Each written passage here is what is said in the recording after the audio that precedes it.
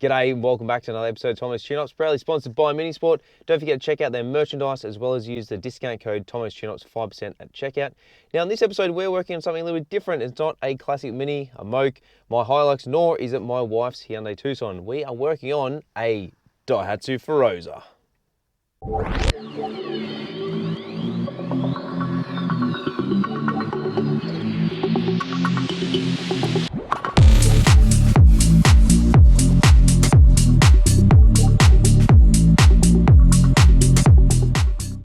Well, folks, welcome back to the channel. Thank you very much for tuning in. As I said, we're going to be working on a Daihatsu Feroza today. And yes, it is night time. You can't exactly see the car.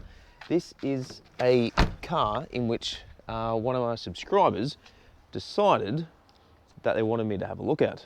Now, this subscriber, I'm not going to mention their name unless they want me to, has asked me to check why their oil pressure light comes on the dash.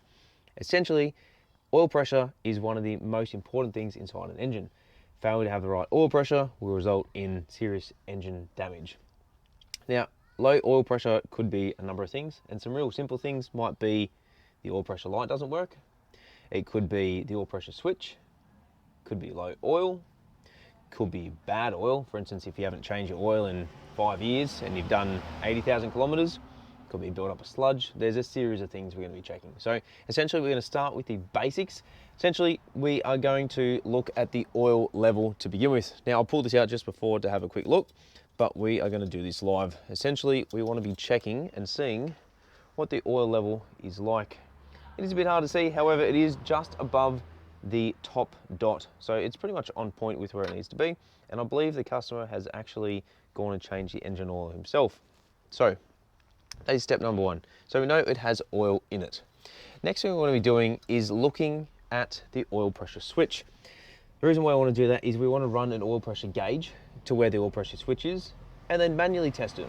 That way we can confirm if the fault is in the gauge that's on the dash. It also has a light as well. So the gauge doesn't work. The light works because that flickers on and off. When you rev it, the light goes off. When it's at idle, it generally stays on. We can then test it at the oil pressure switch. That way we can confirm exactly what the oil pressure is. If we know that we've got oil pressure and it's within specifications, we can then leave it and say the gauge is the issue, or the light might have a bad connection somewhere. If we test it and it's low, then chances are it's probably going to be the oil pump, the pickup, the strainer, or there could be a blockage in there. So we're probably going to have to pull this thing apart. So we're going to start with some really basic diagnosis. So first things first, we need to find the oil pressure switch and then remove that so we can go ahead and put the oil pressure gauge in there. All right, so first things first, we need to find the oil pressure switch, which is located down here. You may not be able to see it because the light isn't overly great. However, beside the belt there is a wire, and beside that is the oil filter housing. Tomo's tech tip here is generally, as a rule of thumb, you'll find that the oil pressure switch will be located around where the oil filter is. So if you're unsure, find your oil filter and then you'll generally find it. The reason why is because it builds up pressure from the pickup to the pump and then it goes directly from the pump to the oil filter. So let's jump in underneath, let's remove that single pin connector and then we can go ahead, remove the sensor itself, which should be a 24mm by the look of it, and then we'll put the gauge in there and see what it's doing. All right, so first things first, you can actually see that there is a wire that was meant to be fitted just here, that isn't. Looks like it's got an aftermarket oil pressure switch. Someone has made that work. Now, that'll be fine for the application, so long as it's wired correctly. I'm not sure why someone's done that. Maybe they weren't able to get a another oil pressure switch with the same one. Anyway, that's not going to matter. We're going to remove the oil pressure switch, which is just here. We're going to remove that and then put the oil pressure gauge in and test it. Well, one eternity later, we finally got it on there and she's all fitted, ready to go. So let's start up and see what it does. All right, here we go. Moment of truth.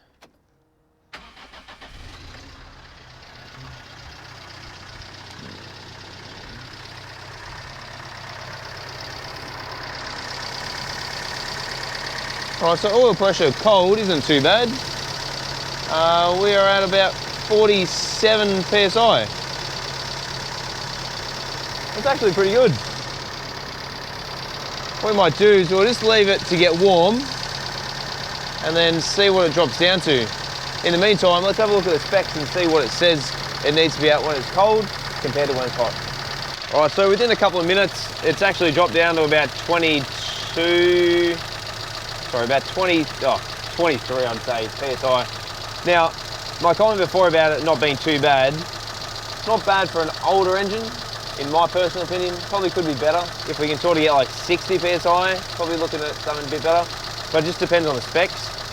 And it seems as we warm up, the pressure's going down, which is fairly normal. As the oil thins out, it's going to get a lower reading, so it's something to worthwhile taking note. And we've spoken about this before. The oil viscosity, for instance, 20W50. 20 weight is the weight at which it weighs when it's hot, or the viscosity when it's hot. 50 is the weight in which it weighs, or is the viscosity of when it's cold. So those are things you've got to keep in mind. So as the oil pressure drops, generally the temperature of the oil will heat up. All right, so I just looked up the specs in which it needs to be.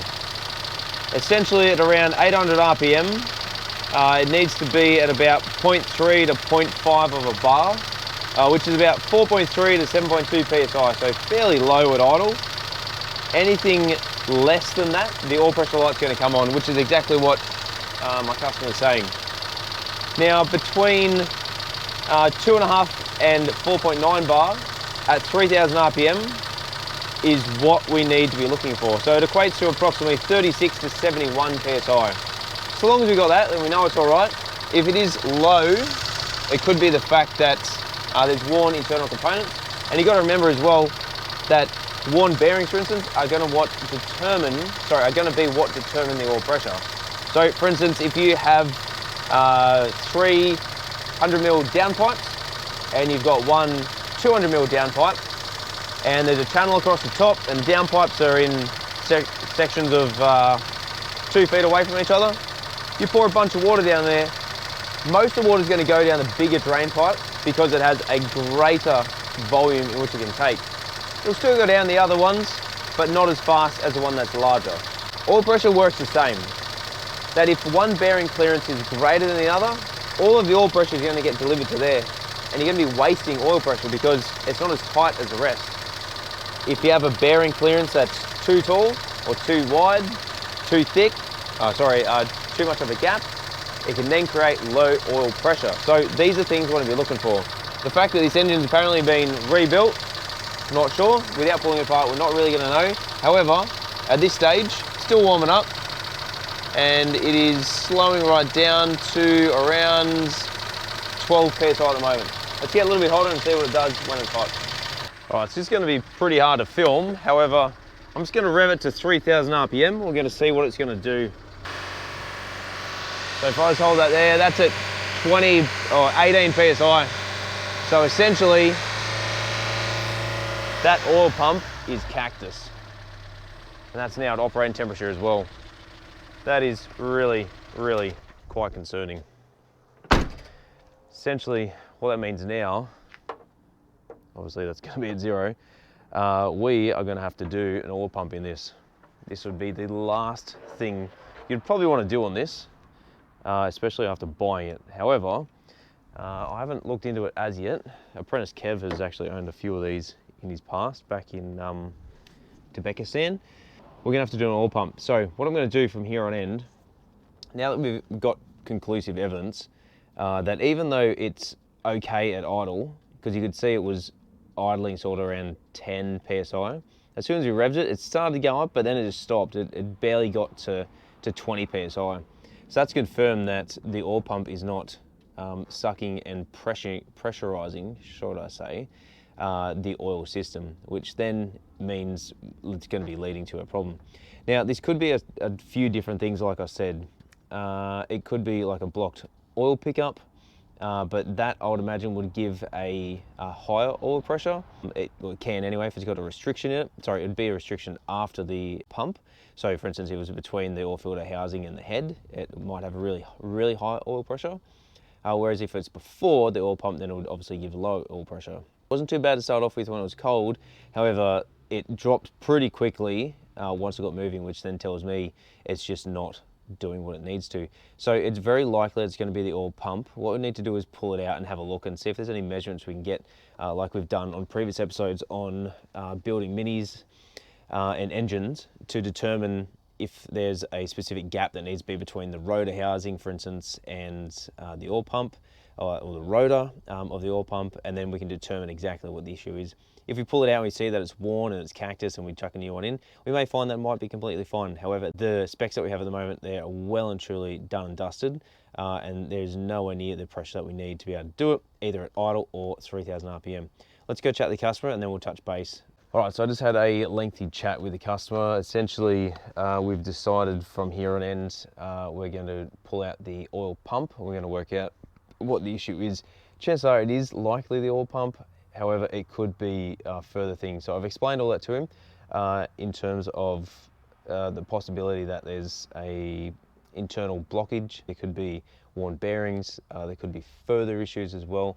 These are all the things that you really got to take into consideration, whether it be your own car or others. And this is the reason why you also pay mechanics a lot of money to be able to do this, because it's their knowledge and experience of how to diagnose this sort of stuff. Doing videos like this is really helpful because it gives you, the viewer, an understanding as to how to do things yourself. However, some skills you really need to fine tune, especially when it comes to things like this. So next part of this, I'm going to go ahead and drain the oil, and then we're going to sit down and work out exactly how long it's going to take to be able to remove the oil pump and hopefully get it out in one piece. Oh, also, the customer did say he's got a PDF on this engine, which is really handy. We're going to go through and check the oil pump clearances as well. So hopefully that will give us a really good understanding as to what it's currently at and what it should be at. And then if we need to, we can also remove the big end and the main bearings, put some plastic gauge in there, bolt it back up, see what the clearance is at, and then determine if that's actually going to be okay for this engine or not. He did also say on the phone that the engine had been recently rebuilt, but that could mean anything. The top end may have been done, they might have just thrown a head gasket on it, they may have just put a bunch of seals in there. It's really hard to tell. It does look like at some stage the sump has been off. It does have some goo around the bolt holes, so hopefully it has been rebuilt and they've just neglected to put an oil pump in there. For whatever reason, I don't know. That's a really, really poor practice. So Tomo's tech tip, whenever you're rebuilding an engine, always replace the oil pump.